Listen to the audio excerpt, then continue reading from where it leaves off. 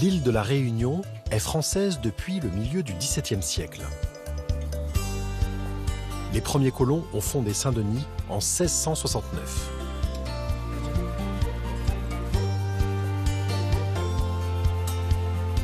Avec plus de 150 000 habitants, ce lieu entre mer et montagne est aujourd'hui la plus grande ville d'outre-mer.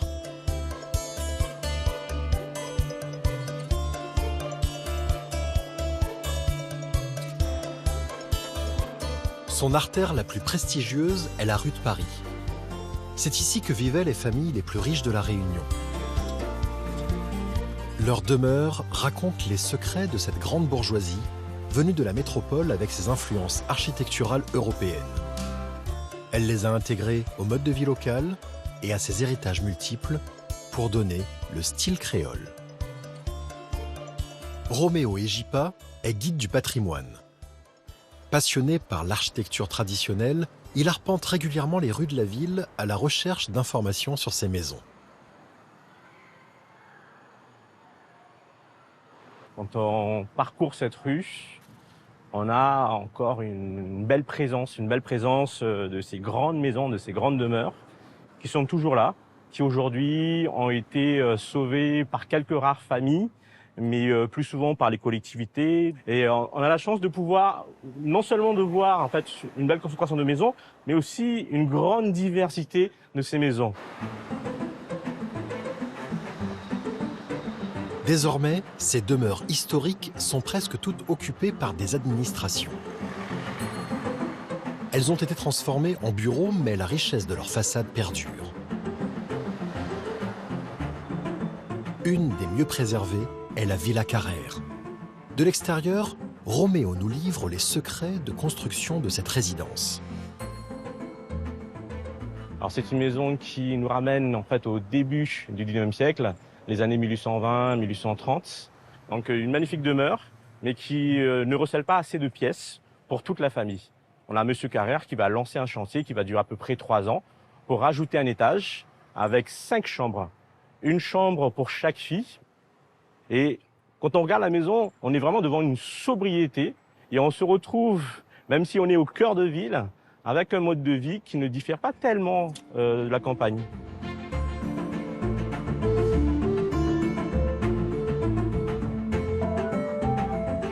Un peu plus loin dans la rue se trouve la maison du département, construite en 1793 par Jean-Baptiste de Lestrac, le premier maire de Saint-Denis.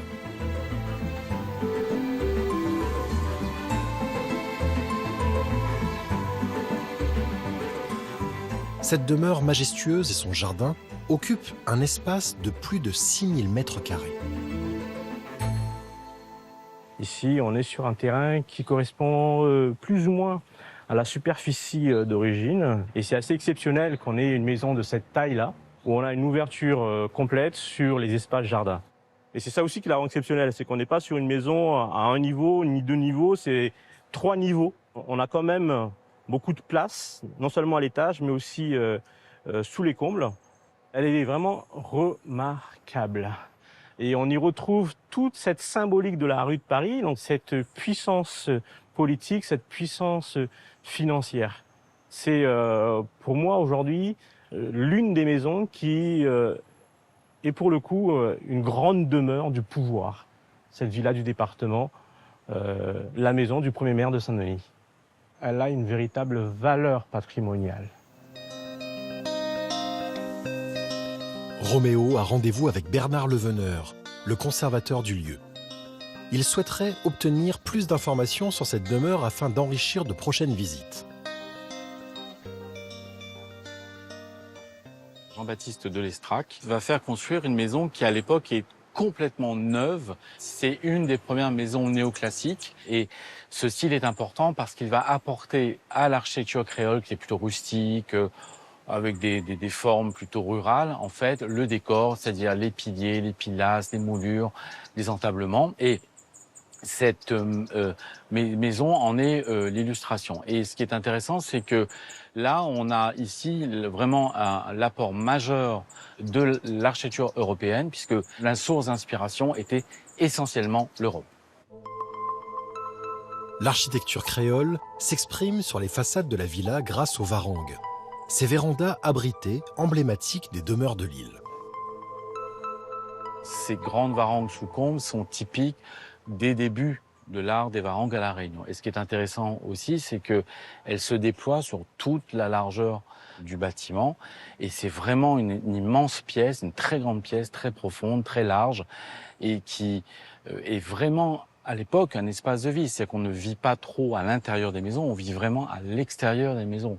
On reçoit, on prend le café, on fait des réceptions. C'est vraiment aussi un lieu qui participe à la mise en scène des familles de la grande bourgeoisie dionysienne à l'époque et qui fait que c'est un espace social extrêmement important. Moi, quand je regarde les maisons, avant, je m'attachais surtout à regarder la structure, l'infrastructure, l'architecture. Et aujourd'hui, j'ai un regard autre puisqu'on imagine assez facilement la vie.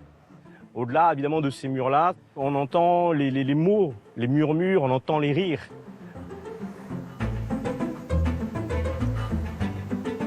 Un des derniers édifices historiques du quartier qui appartient à des particuliers est la maison Géry. La bâtisse et son jardin sont inscrits sur la liste des monuments historiques. Le propriétaire a eu un coup de cœur pour cette habitation qui était en ruine et l'a minutieusement restaurée. Bonjour. Bonjour, monsieur de Géry. Bienvenue. Suivez-moi. Roméo souhaite découvrir les derniers changements effectués. On a gardé les décors qui sont au plafond. Ils étaient pour certains abîmés, donc on les a restaurés entièrement. D'accord. On a gardé le verre. Vous voyez le verre irrégulier là? Ah oui, c'est vrai que ça fait Voilà. pas de reflet. Il y a un reflet curieux et on a gardé ce verre-là. Et quand on a cassé des vitres, on les a fait refaire en métropole. On l'a trouvé dans un état d'une maison qui avait été inhabitée pendant 2 ans, ce qui fait que les termites ont beaucoup œuvré. Et comme elle avait déjà sans doute été attaquée auparavant, elle a nécessité de lourds travaux de restauration. La toiture a dû être refaite, les charpentes ont dû être refaites. On l'a désossée entièrement, elle était nue. Elle était complètement... Ici, on était sous le ciel. Après travaux, le propriétaire a conservé des éléments abîmés, vestiges de l'histoire de cette maison. Vous voyez les poutres complètement rongées, bouffées par les termites. Donc là, on a gardé ça et le poids qui était supporté ici, on a trouvé un système pour le faire supporter par ailleurs. Et ici, vous voyez que la maison avait pris de la gîte. Et la mer étant par là-bas, ça penche de ce côté-là. Ah, mais il y a une touche esthétique qui est quand même pas mal intéressante. Ça, on a voulu le conserver aussi. Alors ça peut donner le tournis si on regarde trop longtemps, mais c'est bon. On est vraiment bluffé en entrant, on dit Ouais, c'est parfaitement une unité parfaite. symétrique, c'est harmonieux, alors qu'on découvre des espaces... C'est complètement biscornu. Et cette fenêtre ici, c'est la fenêtre de la maison initiale qui existait en 1820 D'accord. et qui correspond à la pièce qui est là. Elle est assez modeste au départ. C'est très modeste. Voilà. Cette pièce initiale est aujourd'hui la salle à manger, avec un plafond étonnant. Alors, c'est un plafond en coque de bateau renversé qui était, m'a-t-on expliqué, la marque de fabrique des charpentiers de marine. En 1820, c'est l'époque de construction, c'était fait à la technique de la marine et de la navigation. Donc on a ce plafond qui a cette forme, qu'on a voulu également conserver, parce qu'en plus ça nous donne du volume. Et puis c'est vraiment une pièce chaleureuse. Puis on a la proximité de la ville également, ce qui est assez exceptionnel pour une maison comme ça, en centre-ville. On se sent privilégié, oui, on sent qu'on a une chance exceptionnelle d'être là. Tout autour de la demeure, c'est la fraîcheur qui domine grâce à la piscine et à la végétation. Donc ça, c'est le jardin qui est également inscrit. Donc on a ces 3 manguiers énormes. Ils sont, je ne sais pas, peut-être centenaires. Et les 3 manguiers font de l'ombre à la maison. Et là, on a un feuillage qui est vraiment hyper abritant. Donc, on cueille des dizaines de kilos par an. On monte sur le toit. Enfin, c'est assez périlleux. Ah, celui-là, il est impressionnant. Ah, celui-là, vous avez vu la taille du... Il est immense. On a la base même. Ah, oui. Il est immense. S'il y a vraiment un arbre fruitier de prédilection dans nos jardins à La Réunion, c'est le pied de mangue. Des fois, l'été s'achève et la mangue est toujours présente. Oui. Et on sait l'apprécier à La Réunion quand elle est encore verte pour faire un bon rougail. Et alors, quand elle est mûre, alors pas trop mûre parce que sinon elle est filandreuse, juste croquante. Elle rend bien son jus. Elle a tous ses arômes. C'est juste un véritable délice.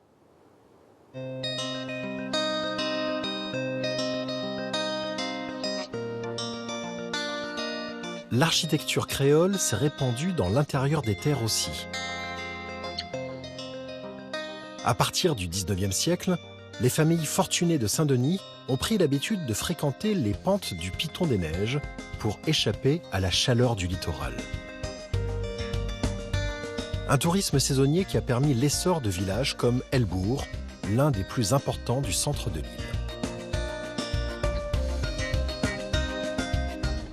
Roméo est passionné par l'histoire de ce lieu. C'est ici qu'il a commencé son activité de guide. Nous sommes au cœur du village de Elbourg. On a plein de petites maisons comme ça, très joliment décorées. Donc on va vouloir un petit peu fuir ce climat presque inhospitalier, on va dire, du littoral, et aller en altitude, aller en changement d'air. Donc la maison de changement d'air, c'est cette maison vers laquelle on va pour aller chercher un peu plus de fraîcheur dans les hauts. C'est une maison de vacances. C'est une maison pour pouvoir profiter à la fois du jardin, du village, de l'environnement autour. Alors, ce ne sont pas les grandes villas, hein, c'est vraiment des maisons d'une taille assez modeste. Alors, quand on traverse un petit peu le village, on se rend compte que les joyaux, en fait, sont éparpillés ici et là.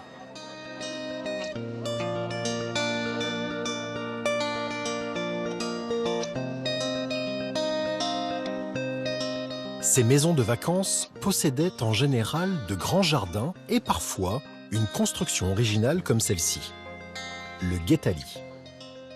Un abri qui permettait d'observer l'activité de la rue sans être vu. Le guétali, c'était un ornement du jardin, idéalement à l'angle, avec un socle de maçonnerie, alors joliment orné par des chaînages d'angle de pierre taillée. Alors là, ici, principalement réalisé en pierre de lave, en basalte. Et au-dessus de cette terrasse de pierre, on a ce chapiteau, ce kiosque en bois. Et sur le bord de la toiture, on a cet élégant lambrequin, cette frise de lambrequin, finement sculptée. On voit l'inspiration des moucharabiers marocains, où les femmes pouvaient regarder la rue sans être vues. Les femmes vont s'approprier le guétali. C'est leur petit salon de thé.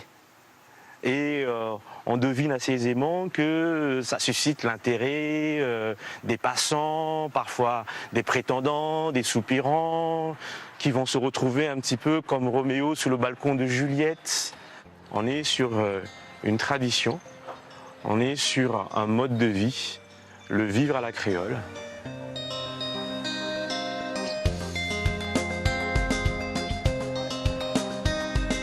La plus spectaculaire de ces maisons de villégiature est la Villa Folio, entourée d'un jardin luxuriant. Quand on entre dans ce jardin-là, qu'on franchit le portail, on voit la fontaine, on voit le kiosque, et au détour de l'allée centrale, on voit la maison, une superbe demeure.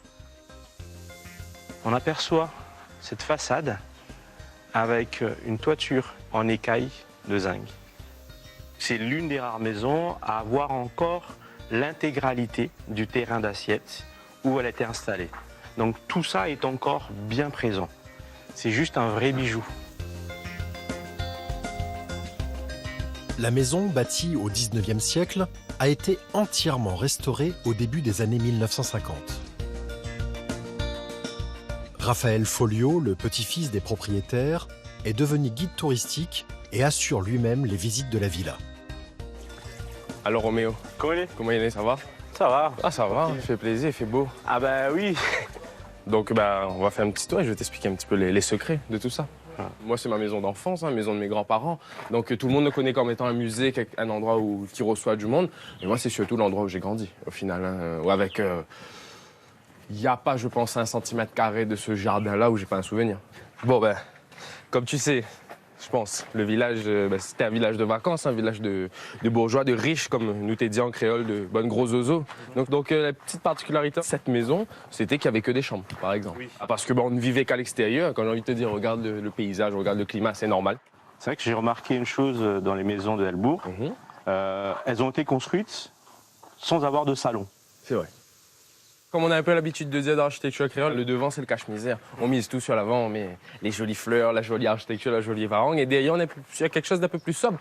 Quand on dit sobre, il faut quand même se rendre compte que des matériaux comme ça, à l'époque, on est dans la sobriété, mais on est dans de la qualité et surtout du pouvoir d'achat. Ici, on avait la maison des invités, qui comptait 2 ou 3 chambres. Après, là, on avait le bâtiment de là ou des domestiques. Et là, on avait vraiment le côté un peu plus utilitaire de la maison, donc avec le couloir qui était là, l'ancienne cuisine, la réserve à grains, l'atelier.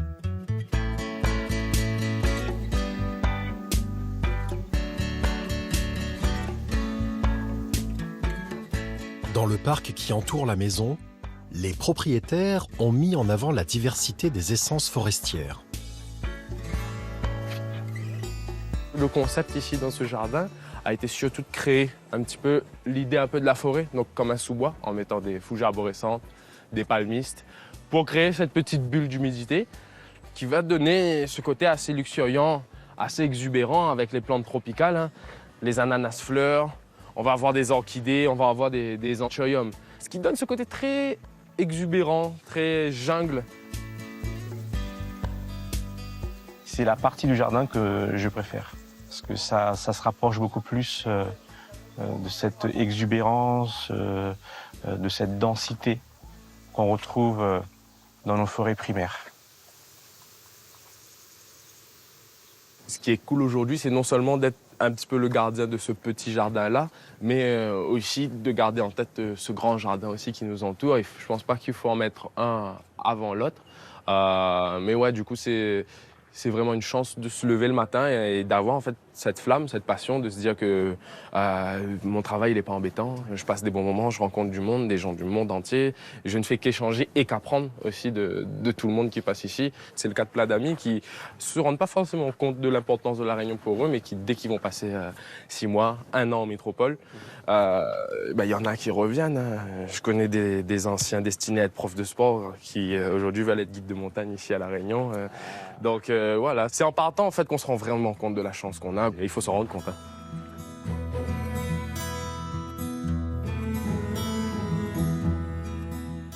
Helbourg, c'est cette petite ville très menue où je retrouve une belle image de la maison créole. Même si je suis venu plusieurs fois, c'est un intérêt qui est toujours renouvelé. Si le village est tant réputé pour son architecture, c'est en grande partie grâce au travail de bénévoles qui ont créé l'association de sauvegarde du patrimoine d'Helbourg. Tous les week-ends, ils se retrouvent dans cet atelier mis à disposition par la mairie.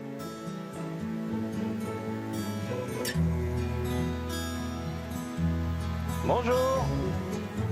Roméo a rendez-vous avec 2 des membres les plus actifs pour découvrir leur dernier projet. C'est bon là, tu es bien là? Robert Fonlup est médecin généraliste et Martial Alphonsine, enseignant à la retraite. Avec leur notion de ferronnerie et de soudure, ils se sont lancés dans la fabrication de fenêtres, de poignées de porte ou de grilles comme aujourd'hui.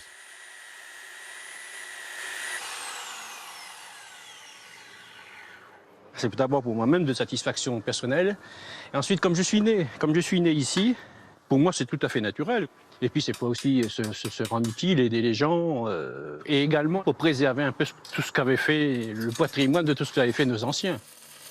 La plupart du temps, les gens qui arrivent ici ne se rendent pas compte de ce qu'il faut en fait, d'énergie, ce qu'il faut de temps et ce qu'il faut aussi de financement pour garder un village dans un si bel état. Au début, le village était triste, hein. Il était gris, il n'y avait pas de couleur. C'était un village un petit peu oublié, les résidences secondaires étaient fermées, les villégiaturistes ne montaient plus. Et petit à petit, l'association a repeint pratiquement les 3/4 des maisons du village. Hein. Et on s'est rendu compte qu'il y avait d'innombrables chantiers de grilles, de clôtures à refaire. Et je crois qu'on en est à peu près en 2 ou 3 ans à plus de 60 chantiers. Les bénévoles s'intéressent aux grandes demeures, mais aussi aux maisons d'apparence plus modestes. Des cases en tôle qui font partie de l'identité d'Elbourg. Le dernier chantier de l'association est consacré à la peinture d'une de ses habitations traditionnelles. Il va falloir mettre 2 couches, voire peut-être même 3 couches si on veut vraiment attraper, parce que tu vois là, on voit qu'il y a des parties qui sont beaucoup plus pâles que d'autres. Hein. Après, vous finirez des petits cointures comme ici, là, des petites retouches à faire, des trucs comme ça, voilà. Ouais. Ces petites cases sont le pendant des grandes cases qu'on voit dans la rue principale du village. Hein. Souvent, c'était des gens qui étaient au service des propriétaires de belles cases. Et donc, ils avaient construit dans des endroits un petit peu retirés du village, hein, des maisons avec les moyens qu'ils avaient, c'est-à-dire peu de moyens. Parce qu'avant, ces cases-là, c'était fait par le propriétaire lui-même. Hein. Il y avait un copain qui était plus ou moins charpentier, qui était plus ou moins ça, qui donnait un coup de main. Il n'y avait pas de plan, il n'y avait rien du tout. Une petite case comme ça, dans un cadre comme ça, moi, je trouve ça charmant. Pour Roméo, ses travaux résonnent avec son histoire personnelle. Moi, je ne suis pas issu en fait, d'une famille très riche. Je suis né à Madagascar. Donc j'ai connu un petit peu cette atmosphère-là, ces odeurs en fait, de terre, ces odeurs de culture, ces odeurs de poulailler que j'ai retrouvées aussi en arrivant à La Réunion dans les années 80 où on avait encore beaucoup de ces petites cases qui ont fini par la suite par disparaître. Et de savoir qu'ici à Elbourg et dans quelques écarts de La Réunion, on retrouve encore ces petites cases en bois sous tôle, moi ça me fait plaisir, ça me fait énormément de plaisir et ça me replonge en fait dans des souvenirs d'enfance et dans cette simplicité et dans cette joie de vivre. Tu nous donnes des instructions. Fin de chantier. Les bénévoles installent la grille qu'ils ont terminée ce matin. Tu vois le bas là? Tu vois le bas, Michael? On descend? Attends, c'est bon là pour moi. Et ben voilà. Et ben voilà notre nouveau beau postillon. Voilà. C'est OK. Le portail il est fixé. C'est fini.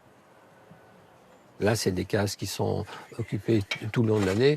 Bien sûr, il y a le côté esthétique, mais il y a le côté humain. Hein. On a l'impression qu'on participe au bien-être des gens. Roméo veut découvrir un dernier chef-d'œuvre de l'architecture créole dont il a entendu parler. Il est situé dans le cirque de Salazie, à une demi-heure d'Elbourg, au lieu dit Mare à Citron. Cette ancienne exploitation agricole du 19e siècle est devenue une maison de vacances dans les années 1930.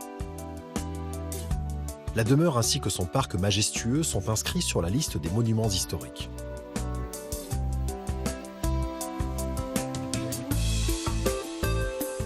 Son propriétaire actuel va entreprendre une restauration complète du bâtiment. Roméo souhaite visiter les lieux avant les travaux.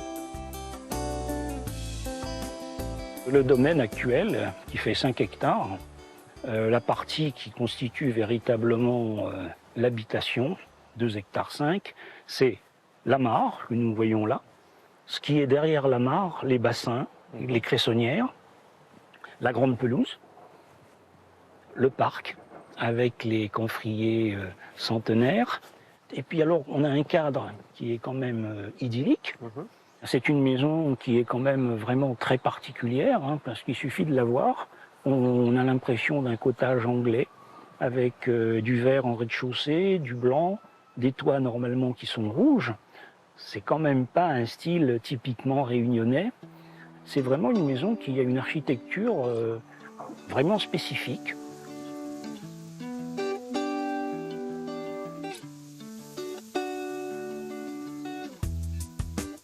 L'intérieur de la propriété s'inspire lui aussi des maisons de campagne anglaises. Alors, cette maison-là, elle est juste magnifique. Derrière ces grands arbres qui masquent l'ensemble, on a cette maison. Cette maison qui se distingue tout de suite en fait, de ce qu'on s'attend à voir à Salazie. Elle est très élevée. On se voit qu'elle a quand même 3 niveaux. On voit encore ici les espaces domestiques. Et ça s'inscrit totalement dans l'histoire de la colonisation de Salazie. Ça s'inscrit dans ces domaines agricoles, même si par la suite, on en a eu un usage plutôt de villégiature, de changement d'air. Donc c'est un lieu où on ne peut que s'émerveiller, à la fois pour l'environnement naturel, mais aussi, ici, l'héritage culturel. On est charmé par le lieu.